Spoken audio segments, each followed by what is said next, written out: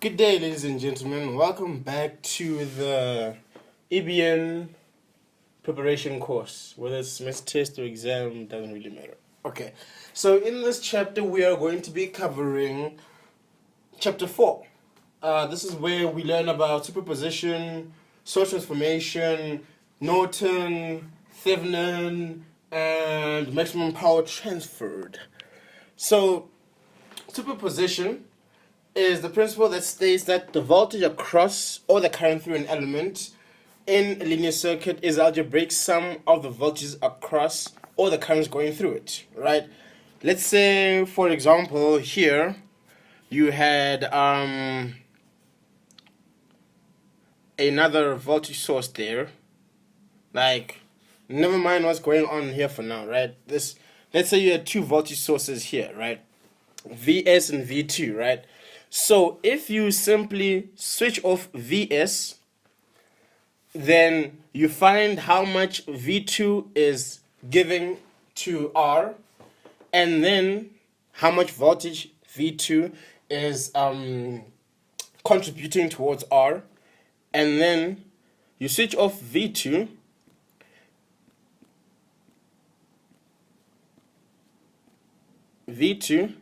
and then you find out how much voltage Vs is contributing to R. That is basically what superposition is.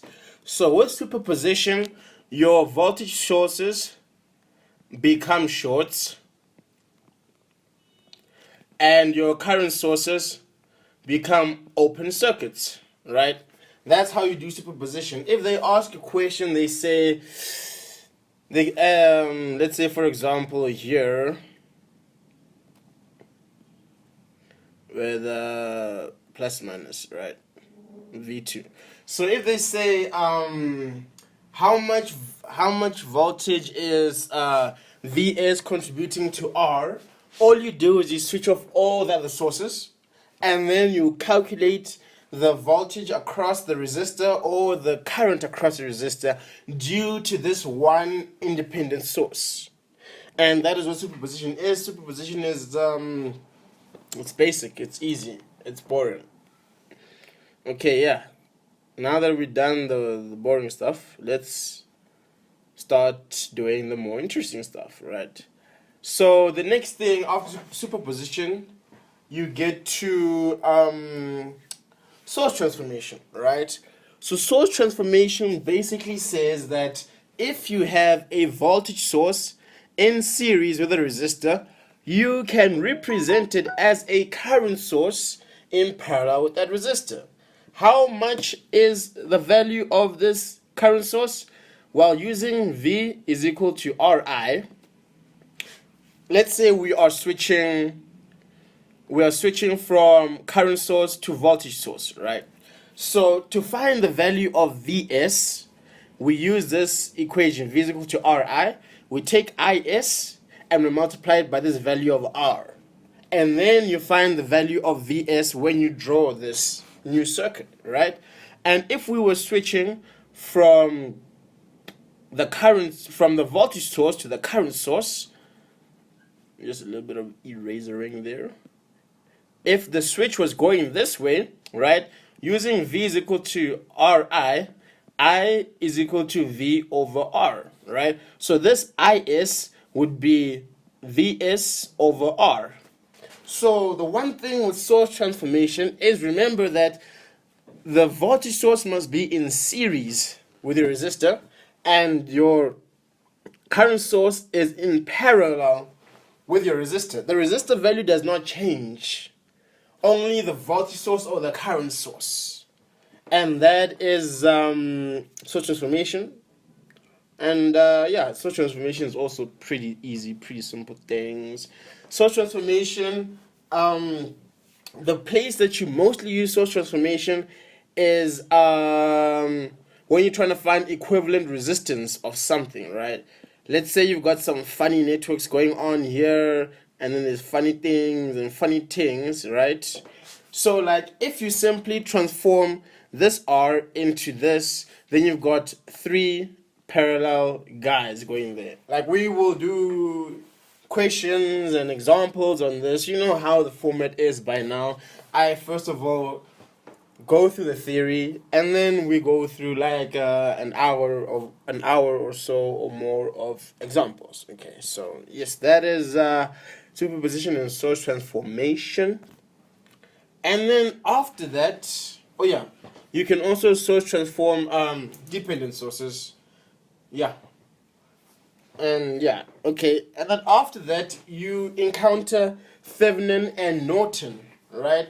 So Thevenin's theorem states that a linear two-terminal circuit can be replaced by an equivalent circuit consisting of a voltage source, V of Thevenin, in series with a resistor, R of Thevenin. If you think about it, V of Thevenin is basically saying, Thevenin's theorem is basically saying, if you've got a whole circuit full of funny things going on and things, you can simply represent it just like that. Now that's an extremely powerful tool, right? Like, okay, for like electronic and electrical and computer, everybody else doesn't really care. But like that's a powerful thing that you will be using sometime in the future, right?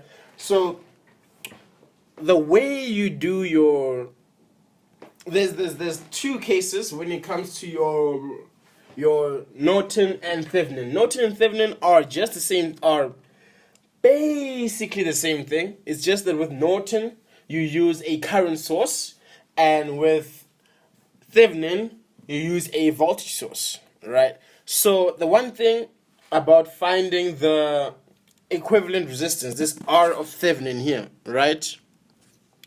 So to find R of Thevenin, you need to turn off all the independent sources, right? After turning off all the independent sources, you find the equivalent resistance, the same way we've been doing in chapter 2, where you had parallel things and series things, and then you did things, and then those things just simplified to one single resistor. So that is what you first of all do, and then for the Thevenin, to find V of Thevenin, you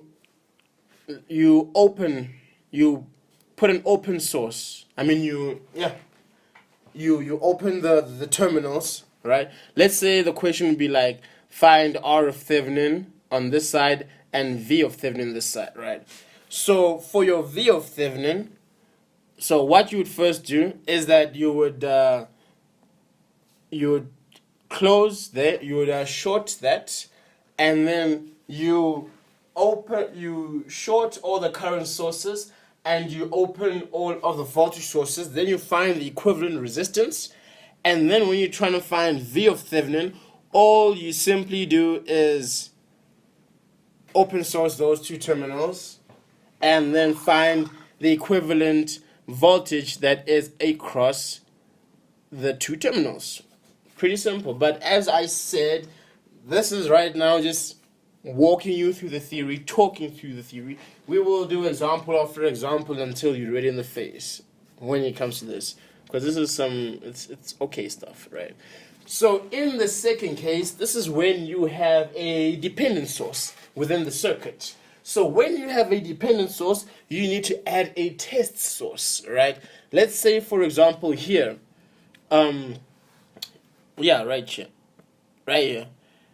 So let's say you've been asked to find your R of Thevenin in this circuit right here, right? You can see that in this circuit there is a dependent source, right? So what you would do is you would either choose to put a current source there of 1 amp or a voltage source of 1 volt plus minus, right? Whether you choose a voltage source or a current source entirely depends on the circuit. Before choosing your voltage source or your current source, you need to analyze the circuit and ask yourself, this value, this Vs, right? Let's say this was Vs, and Vs, there was a resistor here that had Vs like this, right? So obviously, when you see the situation, a voltage source would be more appropriate, because as soon as you put this voltage source, you will know what the value of Vs is, right? But if you were in too much of a hurry and you had decided, I really want to put a current source right there. Now, look at how much more difficult it would be to get the value of Vs, right? You would need to do current division, finding out how much current is going this side, how much current is going this side, and then after that, find the value of Vs so that you can solve the Thevenin resistance. Thevenin, yes. So, whether you choose a voltage source or a current source entirely depends on the situation of the circuit. You need to ask yourself, which way is the simplest way for me to find this value of Vs or this value of Is, depending on how the circuit looks. So this is something that you are going to have to find out by doing a bunch of examples until you are blue in the face. That is just that's just how it goes. So what I am in the examples, I'm going to only do one really simple one, and then the rest of them will be all about dependent sources, so that you can start getting a feel of how I myself choose whether a current source will work or whether a voltage source will work, because it all depends from situation to situation and what the circuit looks like. And that is that. Oh yeah, the way you find your Thevenin is by VO over IO, right? So let's say, as we said, for example, we have a voltage source here of 1 volt, right? So now that we have this voltage source, we need to find out what current is flowing through this test voltage source. So this test voltage source, now finding R Thevenin is just V over I, right? We have selected a 1 volt source, so that's 1 over I. So now you just need to find out what current is going through this selected voltage source. If you had a current source here, you need to find out what voltage is across this current source, right? So obviously, as we said, it depends from situation to situation, what you're given, which source is dependent, and where the terminals are. There is no step-by-step holy guide to whether a voltage source is better or whether a current source is better. But from my experience, voltage sources are usually better. But that's just but it, as I said, depends on the situation. If you don't know which one to use, just jump for the voltage source. Usually it's a voltage source, but sometimes you do need a current source instead of a voltage source to determine your equivalent Thevenin resistance. And that's not too difficult. And then Norton's theory. Oh yeah, this should have been on the previous slide, because this is basically what I was talking about, V Thevenin. As you can see, that's V Thevenin. As we said, for our V Thevenin, to find the Thevenin voltage, we find the open circuit voltage between the two nodes. And to find your R Thevenin, you look at the equivalent resistance between the two nodes. Okay? So, yes, Norton's theorem is basically the same thing as Thevenin's theorem, but instead of a voltage source, you find a current source. So, for your Norton, instead of open circuit, you will short this and find I of Norton. Everything that I have said about Thevenin applies to Norton. It's just that instead of a voltage source, you need to find a current source. And for anybody who really hates Norton and current sources, remember the good old source transformation, right? So basically, if you really don't like Norton, because I don't know, maybe Norton was like a bully in high school and you really don't like the name Norton and you're trying to avoid Norton, right? Then you can always do the Thevenin and then source transform your Thevenin into a Norton. Sometimes that is what you may need to do when you are stressed and you do not know what is happening in your life. Yes. So yeah, this is something that sometimes I do. I'm looking at the problem like, this would actually be easier if it was a Thevenin, and then after Thevenin, I just use source transformation to transform the Thevenin voltage to the Norton current. That is completely allowed, and yes, there's no quarrels with that. Yes, so if you prefer Thevenin, use Thevenin. If you prefer Norton, use Norton. If you know both, even better. Yeah, as exactly what I was saying. It was just on the next slide. I'm just so impatient, right? So your Norton current is equal to your Thevenin voltage divided by a Thevenin resistance. Thevenin resistance and Norton resistance are the same because resistance is resistance. Resistance just resistance. It's just resistance. Okay. So as we said, for you to find your Thevenin, you find the open circuit voltage across the terminals A, B, right? And here were our terminals. Erasing. Here are our terminals. So to find our Thevenin equivalent, that is just open source voltage, open circuit, not open source, we're not programming, open circuit voltage, right? Pretty simple stuff. And then to find our Norton, we find our short circuit current across the terminals. So for Norton, we just short that bad boy there, and we find the current that is going through here. I have Norton. Nothing crazy is going here. This is just some simple stuff. You will see op amps. Op amps are gonna I hated op amps. Op amps are so nice now, but hey, it was very bad in EBN. Okay. So equivalent and then you find the equivalent or input resistance Rn at the terminals A and B when all the independent sources are switched off. As we said, if we have a dependent source, all we do is we just switch all the independent sources and we add a test source to find the value of our Thevenin or our Norton resistance. Anyway, Thevenin resistance, Norton resistance, potato, same thing. You know, it's all good.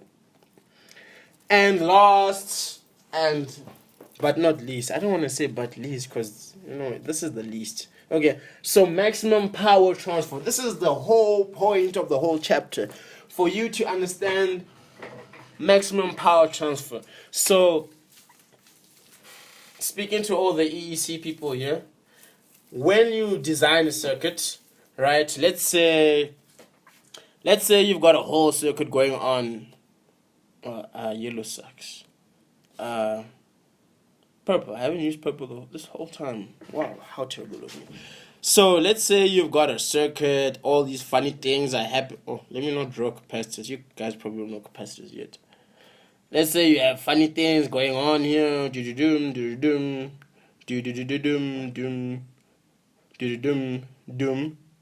Right? Let's say this is your phone charger, right? So for you to transfer the maximum amount of power to said here phone, you need to make sure that the resistance here matches the resistance there, right? So when you're designing circuits, when you get to your third, fourth year and things get crazy, you need to make sure that the resistance of your circuit, this bad boy on this side, is equal to the resistance of your load, this bad boy this side. Let's say why do you want this?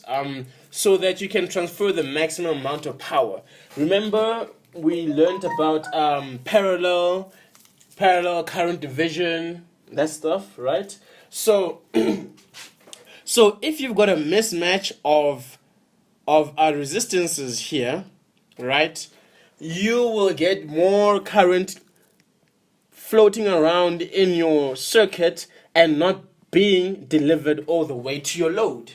That is the reason why we do the whole Thevenin and Norton thing, because after designing this really awesome circuit, and then like it has a resistance of like 200 ohms, and you realize your phone is like a resistance of 1 ohm, you're like, wow, that's very bad.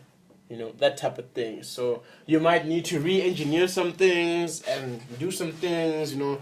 So this was the whole point of this whole chapter, maximum power transfer. That is the point of designing stuff, to transfer the maximum amount of power to your load. In the example we gave, the charger of the phone will be the circuit, and the load will be your phone. So therefore, it will be better if the resistance of your phone is matched to the resistance of the charger. That's why when you try to charge your iPhone with a Samsung charger, it kind of sucks. But if you charge your iPhone with your iPhone charger, then it's kind of awesome. Because your Samsung phone or your Android, let me rather use Android, because now people like using Huawei's. Is that how you say Huawei? Whatever. So like, your phone, it is always better to use the charger that came with your phone, because your phone has a specific resistance, and therefore the charger that it's packed with is matched as best as possible to your phone. And if you have an iPhone, then use an iPhone charger. When you go to the shop because you blew up your charger, but that doesn't happen because Apple's pretty good quality. But like, yeah, go get, like, use proper chargers, and don't use an iPhone charger on your Android, because it won't work out well in the long term. If you want your phone to last like a couple of years, like past 3 years, then just stick to Android based chargers, and don't buy chargers from Chinese stores, because they are going to they want to add too much current to your phone, and your phone is gonna die. You're gonna need to replace your battery, and that is just some trivia. See you in the next video. Oh yeah, but there's really no need to explain this circuit, this equation. Just memorize it. You guys are like still in like primary school of engineering. Your only job is just to memorize and pass, because most of you won't even be doing EEC engineering. So yeah, that's pretty much it. Hope you enjoyed the video. Goodbye.